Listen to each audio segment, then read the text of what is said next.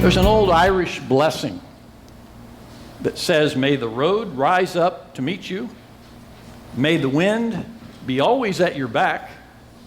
May the sun shine warm upon your face. The rains fall soft upon the fields. Until we meet again, may God hold you in the palm of his hand." Some wonderful thoughts in that. May the sun shine warm upon your face. I'm thinking here in the desert Southwest, especially this time of year, we'd probably be all right if the sun wasn't shining quite so warm upon our face. We would love to have a soft rain, a soft monsoon rain fall upon our fields. We are confident that God holds us in the palm of his hand, but you know, the wind is not always at our back. And figuratively speaking, sometimes we are up against the wind, a strong wind that is blowing toward us. Those times, you know, when it seems like you take one step forward and two steps backwards because of those challenges.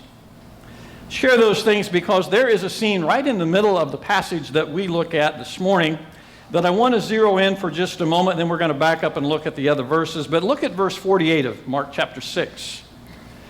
The disciples are out on the Sea of Galilee, and this is so descriptive. It says they were straining at the oars, for the wind was against them. And I'm thinking that is an apt description of how life sometimes is for us. We're going to go further with that in a moment, but sometimes that's how it seems to be. That we're straining at the oars, trying to make some forward progress, but the wind blowing strong against us makes it rather difficult. Let's back up. Verses 45 and 46. Jesus, it says, immediately made his disciples get into the boat and go ahead of him to the other side to Bethsaida, while he himself was sending the crowds away. After bidding them farewell, he left for the mountain to pray. We've mentioned before that the word immediately gets used a lot in Mark's gospel. So immediately after something that is recorded in the previous verses, namely the feeding of the 5,000.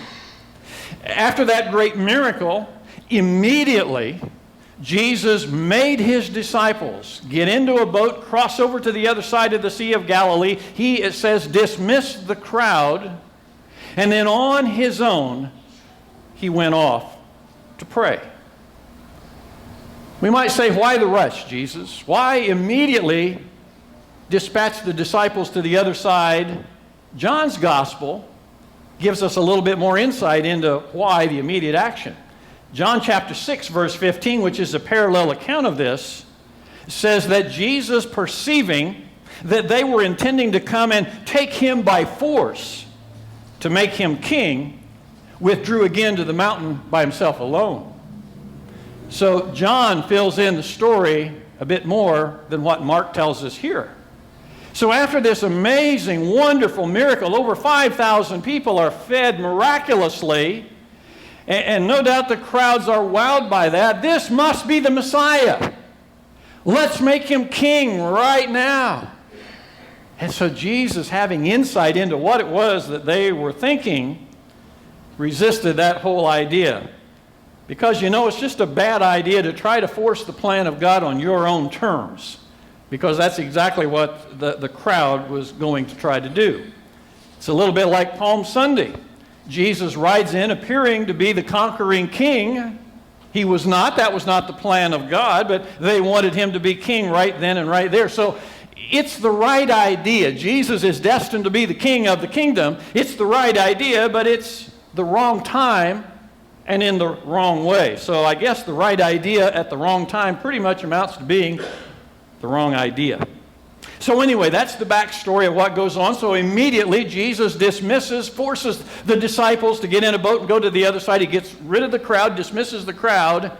And then there's this compelling scene that we see so often in the Gospels. He goes off by himself to pray. And I think if Jesus needed time alone with his Father, how much more time do I need with my Father and you as well. And so many different times in the Gospels, we see that Jesus was a man of prayer. A few passages that I think of. In Luke's Gospel, chapter 6, verses 12 and 13, it says that he went off to the mountain to pray. And he spent the whole night in prayer to God. Right after that, he called his disciples and he set them aside as his apostles, his 12, after he had spent a night in prayer. Luke's Gospel, chapter 9, verse 18 says simply that he was praying alone, off by himself in prayer. Luke 11, verse 1 says it happened that while Jesus was praying in a certain place. Again, you get the idea, Jesus off by himself in prayer. John's Gospel, chapter 17, we actually have a recorded prayer. An amazing, a wonderful prayer. We have the content of one of his prayers. Matthew chapter 26, as Jesus is about to be arrested and ultimately be crucified, we read about 3 different times in agonizing prayer, he's praying in the Garden of Gethsemane. And Luke chapter 5, verse 16, I think is a wonderful summary. It says, Jesus himself would often slip away to the wilderness and pray. And so a summary verse that says it was the habit of Jesus to get away in communion with his Father on a very regular basis. Again, if it was important enough for him, I think it's important enough for us as well. So again, that's the story. Jesus, after the feeding of the 5,000, sends the disciples off in a boat to the other side of the lake. He goes up onto a mountain to pray by himself. And so verses 47 down to verse 50, it says that when it was evening, the boat was in the middle of the Sea of Galilee, and he was alone on the land. And seeing them straining at the oars, for the wind was against them, at about the 4th watch of the night, he came to them walking on the sea, and he intended to pass by them. But when they saw him walking on the sea, they supposed that it was a ghost, and cried out. For they all saw him and were terrified, but immediately he spoke with them and said to them, "Take courage, it is I. Do not be afraid." This is now the second recorded incident in Mark's Gospel that has something to do with the Sea of Galilee. I get the impression that Jesus in his earthly ministry spent a lot of time going back and forth across the Sea of Galilee. So we read earlier in Mark chapter 4, looked at that a few weeks ago, there was a great storm while the disciples and Jesus are in a boat, and it looks like the boat is going to capsize, and so there's this violent storm they encounter.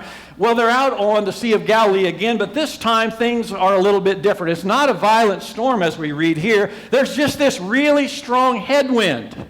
And so the boat's not in danger of capsizing, but again, that image, they're straining at the oar. These are rugged fishermen.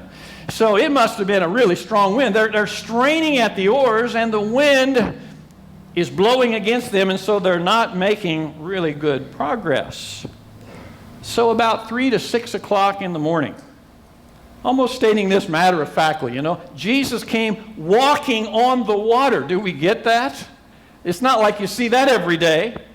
3 to 6 o'clock in the morning, Jesus comes walking on the water in proximity to the disciples. And there's a phrase there that we may wonder about. It says he intended to pass by them. And on the surface, when I read that, it looks like, okay, here these guys are. They're trying their best to get the boat across the lake.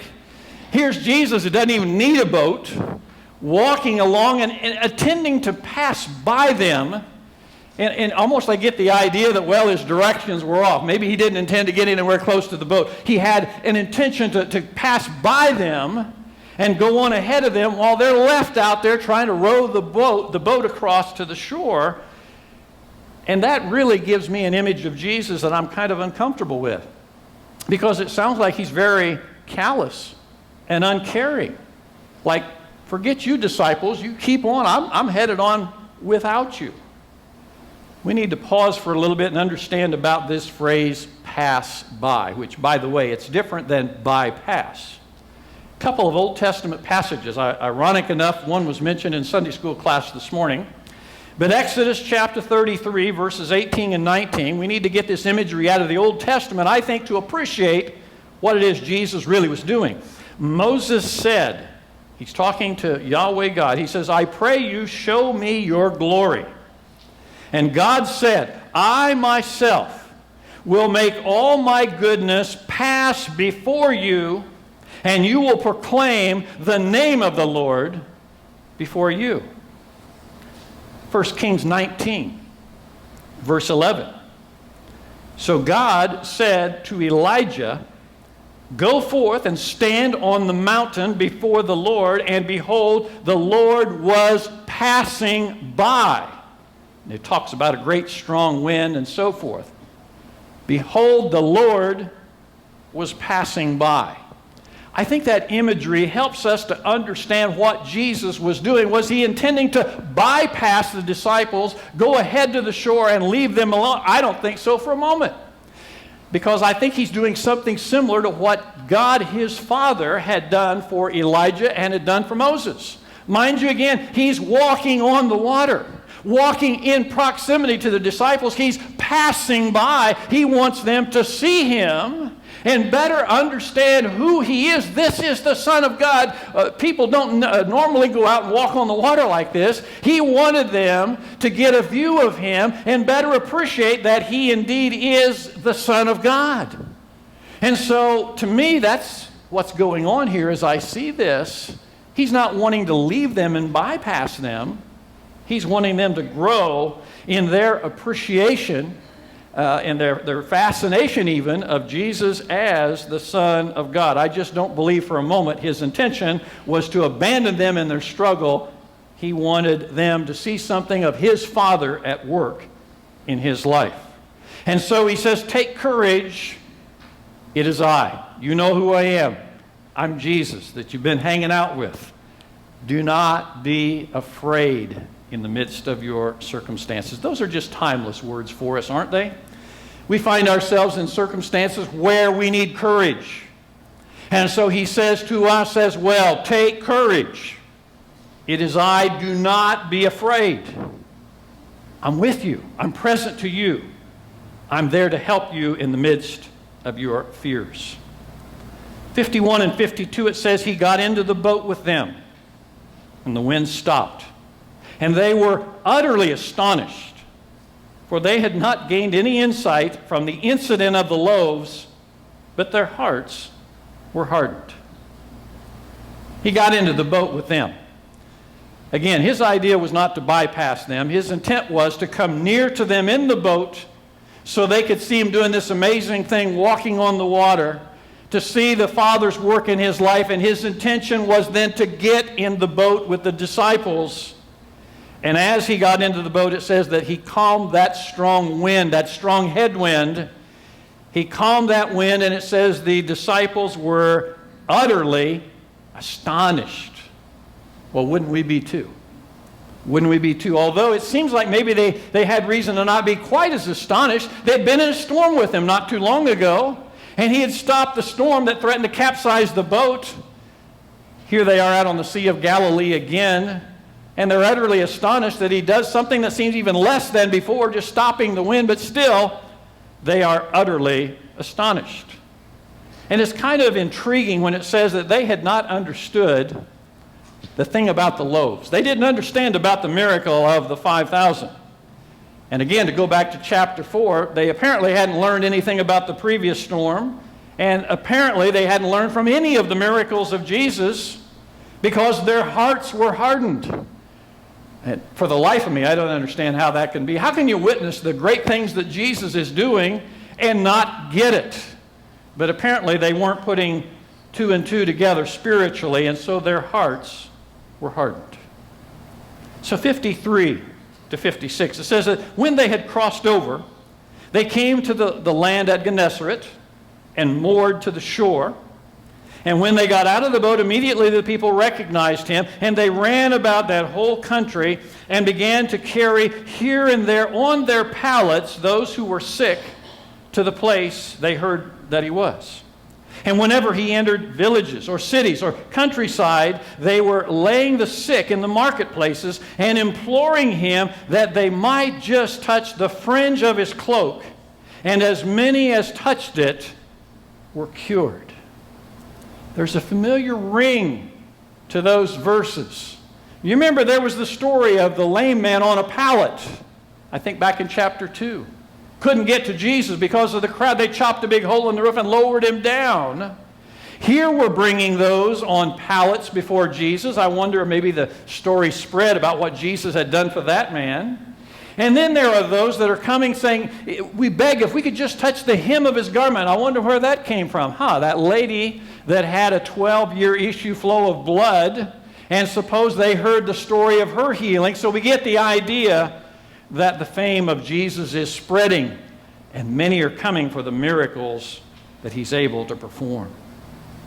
But I want us to circle back to that image again of the disciples out on the Sea of Galilee, as it said, straining at the oars, for the wind was against them.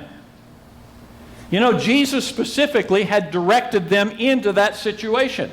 Again, it says Jesus made his disciples get into the boat and go ahead of him to the other side. So these disciples were just being good followers of Jesus. Jesus said, I want you to go in this direction. They obeyed, they got in the boat, and following the lead and the direction of Jesus, they faced this very strong headwind, such that again they're straining at the oars. They were obedient to Jesus, but Jesus did not make the way easy for them. And there is certainly an application that comes down to us as well. We can be fully obedient to Jesus. We can do exactly what he tells us to do, but there is no guarantee that it will be easy. And many of you are going to say, well, duh, I know that.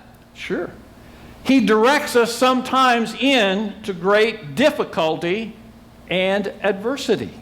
And so just because that we obey, there is no guarantee of ease in our lives any more than it was with the disciples. I'm so often reminded of this one verse in Acts chapter 14, verse 12, where Paul and his traveling companions went around to the churches that they had helped to found.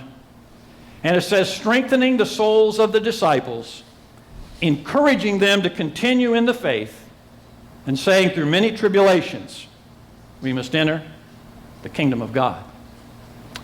That certainly has universal application. We need to be encouraged in the truth. And the truth is that obeying Jesus does not guarantee an easy way. We would like to think that. I don't know how many times in my life I have thought, well, because I responded to your call, it's going to be easy. Man, if I had $1 for every time that I wanted to quit. Sure, because it's not that way at all. It is not an easy thing to be a follower of Jesus Christ. I think about the wind blowing against the disciples out on the Sea of Galilee, and I think in the times that we live in, it feels like there is a strong wind blowing against us as followers of Christ, a rather evil, strong wind blowing against us. It seems like it's almost become a daily thing to hear about some mass shooting anymore. And I, for one, believe there is a demonic, satanic force behind such actions. I'm reminded in John 8:44, where Jesus says the devil was a murderer from the beginning and does not stand in the truth because there's no truth in him. For someone to kill someone else, and even to kill many individuals, it is an evil wind, I think, that blows that causes people to do such as that. But there's other indications that there's a strong evil wind blowing against the followers of Christ in this day and age. The deliberate destruction of the Judeo-Christian foundation that has so long been a part of this country and culture. It seems like there are deliberate efforts to get us away from that foundation that has been so good and so helpful throughout the existence of this nation. And those that would seek to marginalize our influence as followers of Christ in our culture. Again, it seems like a very strong wind that is blowing against us. And many can speak in a personal way about the winds of adversity blowing against them, be it a health crisis, a financial struggle, difficulty with marriage or family. it seems like there can be the strong wind blowing against us. We try to follow the clear direction of Jesus as our Lord, but things sometimes seem to be more difficult rather than easier, and it seems, again, following the example here of the disciples, straining at the oars. Sometimes it seems that way. Why did Jesus send them out? Why did he send his disciples out onto the lake like that and make them strain and have such a difficult time? Was it to break them? I cannot think so for a moment. It was a part of the learning experience of being a follower of Christ. Through that adversity, through that difficulty, he wanted them to learn some lessons, to be more dependent upon him, to have more awe and respect of who he was as the Son of God. Again, that idea of him passing by them, passing where they could see him doing that which was miraculous, growing in a better vision and a view of what Jesus could do and of who he was. And maybe there's an application and a lesson for us. Maybe we need to also expand our vision of Jesus, because maybe we have a Jesus that is too small and maybe too anemic in our own mind. And maybe we need to learn lessons from the disciples as well. I want to share that I think there's really 3 reality check lessons out of the passage we've looked at that I want to leave you with this morning. And one that we've already touched on, it almost doesn't need to be said, and we know it to be true. That is that we will face adversity and hardship. As we've said, following Christ does not exempt us from our struggles. We ought not to be surprised that it will be difficult to be a disciple. Reminded of 1 Peter 4:12, where Peter said to some persecuted believers, "Beloved, do not be surprised at the fiery ordeal among you, which comes upon you for your testing, as though some strange thing were happening to you." So the difficulties they were facing was for their testing, to refine them, to make them more pure in their faith, and that they ought not to be surprised by that as though it were something strange. That is a normal part of the process of being a Christian. We don't undergo the persecution in this culture like so many other believers in other lands, and we're thankful for that. But there is a testing we might be missing out because we do not go through that. There's a second reality check lesson here, and that is that there will be times when we are at the end of our own efforts. Again, the straining at the oars. Where I've been trying and trying, Jesus. I've been doing what you told me to do, but this is so hard, and I just feel exhausted, and I feel like I'm ready to quit. So there will be those times, and we all know from experience, there are those times when we feel helpless and we feel desperate, we feel exhausted, and we're ready to give up. And along with that, a third lesson, there will be those times when Jesus seems to be absent. Again, as he was with the disciples. He's up on the mountain praying. Why didn't he get in the boat with them? And I wonder if they didn't wonder about that. Why did Jesus leave us to fend for ourselves? And no doubt, if we're honest, we've had those times in our own lives. Why is it when things are difficult right now, Jesus? Why is it that you don't seem to be in the boat with me? Why is it you seem to be far away?